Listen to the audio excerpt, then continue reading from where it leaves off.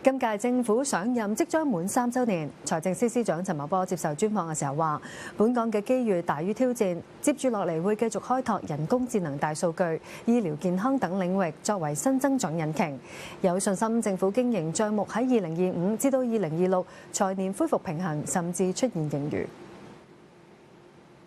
外圍地緣政治波動持續，本地經濟轉型經歷陣痛。財政司司長陳茂波施政3年來，對本港經濟受到嘅影響同埋發生嘅轉變感慨頗深。佢喺接受專訪嘅時候提出，雖然外圍環境複雜，但本港嘅機遇大於挑戰。過去連續9個季度呢個經濟都正增長，亦都見到資金持續流入。我哋個股票市場大家見到咧表現都唔錯。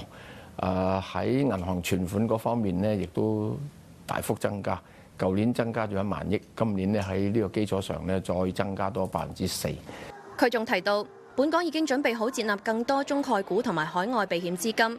我哋都見到咧，譬如中東啊、東南亞，佢哋咧都想分散風險。一個方面呢，將佢哋嘅資金佈置喺內地同埋香港；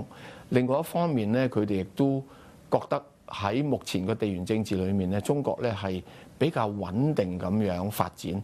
佢補充，本港吸納嘅幾十間重點企業將帶來數百億投資，本地仲吸引咗20幾萬人才，相信可以形成一定嘅經濟效益。有信心港府經營帳戶喺2025至2026財年恢復平衡，甚至有少許盈餘。從後疫情時期到現在，呢3年來，本港各行各業出現唔同程度嘅轉型。過去一向都係優勢產業嘅金融、外貿、零售、餐飲呈現唔同嘅發展趨勢。陳茂波認為，發展較好嘅金融等支柱型產業要繼續鞏固提升，而轉型較為顯著嘅零售餐飲業就需要鋭意創新。政府會喺資金周轉方面推出更多支援。同時仲要發展北部都會區、河套區，發展人工智能、大數據、醫療健康、生物科技定位嘅作用，由此帶來新增長引擎，渡過轉型陣痛期。咁喺呢方面呢，我哋接觸有唔少嘅外國嘅一啲藥企、一啲研究機構，